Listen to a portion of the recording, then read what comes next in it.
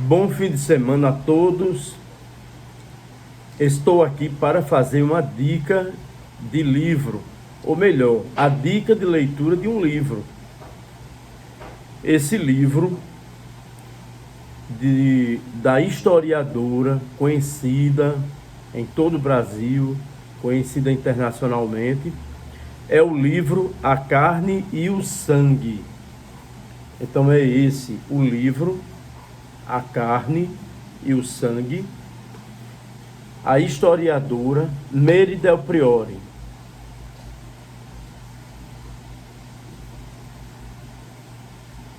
Então, nesse livro, nós temos as revelações sobre o relacionamento de três pessoas importantes no momento da construção da independência do Brasil.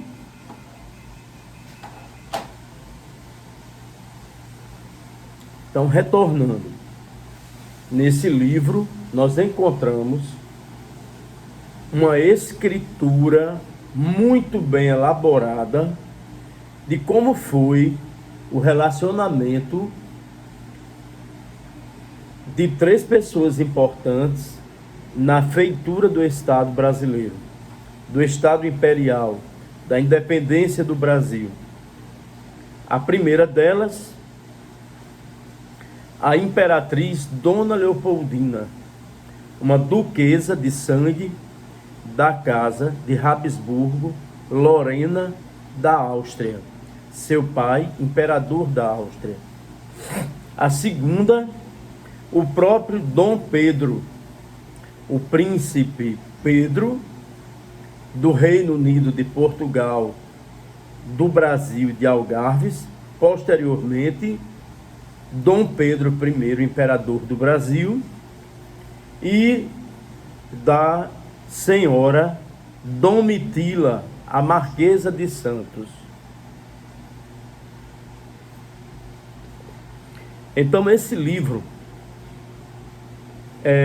quando ele diz que vai descrever detalhes íntimos desse triângulo amoroso que era formado pelo então imperador, pela imperatriz Dona Leopoldina e Dona Domitila Marquesa de Santos, nós começamos a perceber não só a leitura que envolve os ciúmes, o erotismo, as intrigas, a linhagem e o prazer caminhando lado a lado com essa história da formação do Estado brasileiro. Então nós vamos também compreender qual é o cenário histórico do casamento do príncipe Pedro, uma vez príncipe do Reino de Portugal, posteriormente príncipe de Portugal, Brasil e Algarves, com uma princesa de sangue da mais ilustre casa, que é a casa Habsburgo-Lorraine da Áustria. Esse casamento foi um casamento elaborado, arranjado dentro da política das nações europeias, que era a política da realização dos casamentos entre as potências, entre os reinos. E Portugal não poderia ficar de fora, não é, dentro dessa compreensão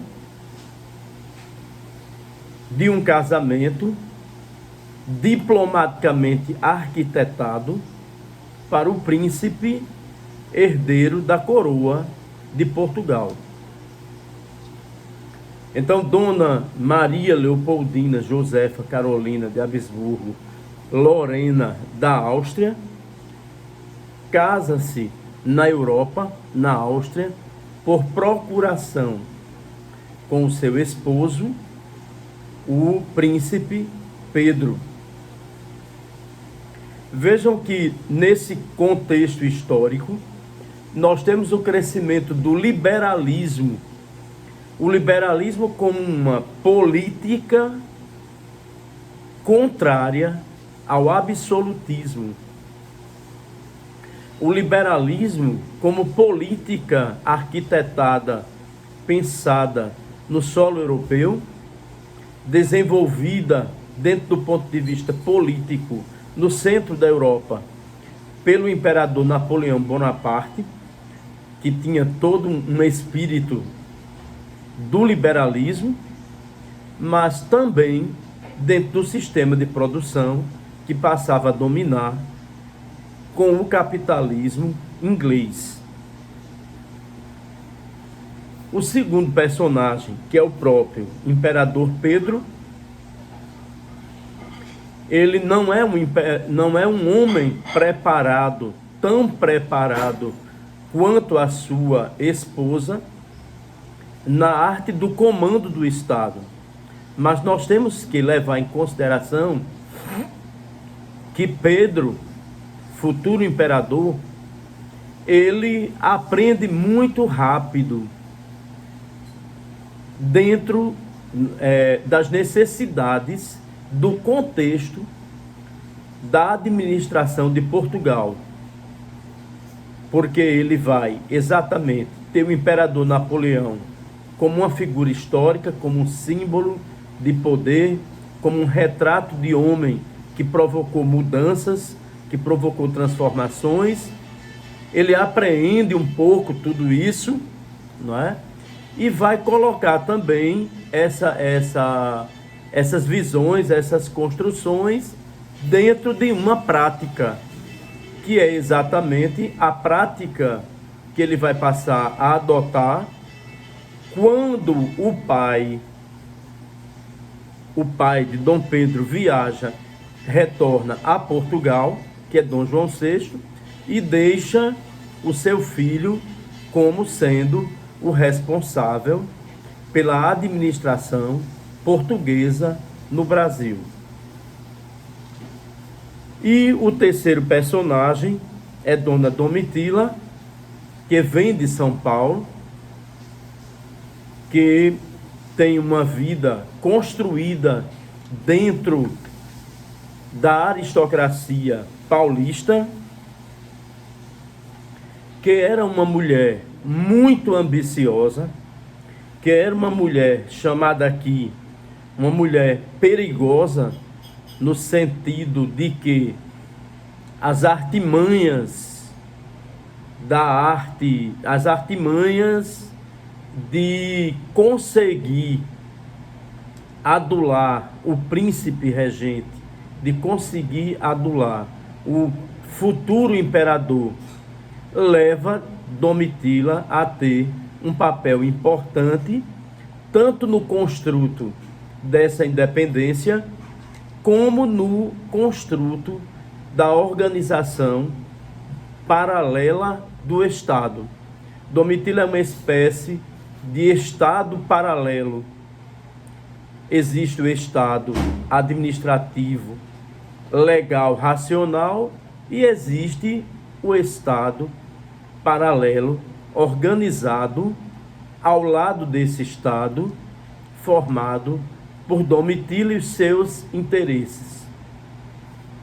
Na verdade, Leopoldina, ela que é formada no espírito absolutista, ela é uma mulher de formação teórica e metodológica voltada para o Estado absolutista. Ela passa a adotar a política liberal, prevendo poder perder o trono para seus filhos. Então, Leopoldina, de um papel de uma mulher religiosa, católica, sistematizado dentro do absolutismo, que tinha como função produzir filhos, produzir herdeiros, ajudar a construir, a solidificar toda a política do esposo. ela teve também, Leopoldina, um papel importante na construção da independência.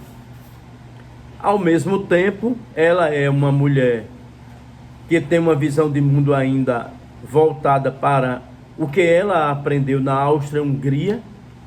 Ela será exatamente uma mulher controlada pelo marido, uma mulher que vai ter que ser muito disciplinada e voltada para aceitar todas as humilhações que foram feitas por Domitila de Castro, que tornou-se amante do imperador Pedro. Então eu espero que quem vem ler este livro, A Carne e o Sangue, faça uma boa interpretação. A escritura de Meire Del Priore é uma escritura elegante, sistematizada, romanceada, e o próprio nome, A Carne, já está separando do sangue. Por quê? Porque quando ela coloca aqui o sangue, ela está falando de um triângulo amoroso do ponto de vista do Estado, do papel de Leopoldina, que era a imperatriz, a figura responsável para ter filhos, para substituir o marido na administração, para gerar príncipes e princesas, para um papel legal, racional, estatal. E do outro lado, quando fala na carne, estamos falando exatamente dos amores de Dom Pedro, dos prazeres de Dom Pedro, da sexualidade do imperador, de um imperador voltado para os prazeres da carne, para os prazeres sensuais, e como se tornou, e como foi feito essa miscelânea entre aquilo que era voltado para uma racionalidade estatal, o seu casamento com Dona Leopoldina, e a sua vida de amante com Dona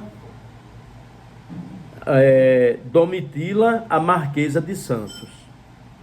Então eu desejo a todos uma boa leitura e repassem, se puder, para que outras pessoas venham a conhecer quem é Dona Leopoldina, a arquiduquesa da Áustria, criada dentro do trono da Áustria, com o pai imperador da Áustria, na política absolutista da formação de uma aliança entre os estados absolutistas da Europa, que queriam a continuidade do absolutismo, e como ela foi tratada como objeto do Estado na diplomacia matrimonial.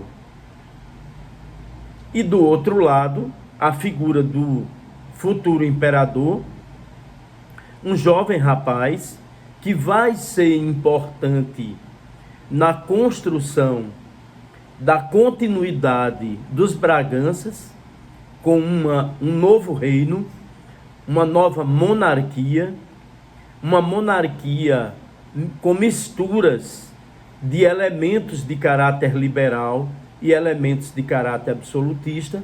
Vocês vão ver isso na própria construção da primeira Constituição, aqui é colocada. Então, Dom Pedro I, ele pode ser visto como alguém que é um golpista, como alguém que é construtor de um Estado, como alguém que vai à Europa para dar continuidade ao Estado português nas mãos da sua filha, a princesa Dona Maria da Glória, Maria I. Ele luta contra o irmão, que era absolutista, para colocar a sua filha no trono de Portugal. Ao mesmo tempo, ele traz para a monarquia portuguesa um novo artefato, que é uma constituição liberal, uma democracia liberal, e para o Brasil a própria independência, a construção de uma independência mesclada por uma construção de uma constituição que no fundo é a constituição das casas grandes e senzalas, com um toque absolutista quando a gente fala no poder moderador. Não pensem que o livro A Carne e o Sangue vai tratar só de amores, mas ele tem várias capas. E numa dessas capas, você vai poder extrair todas as lutas políticas, todas as facções políticas que estão na construção do Estado brasileiro.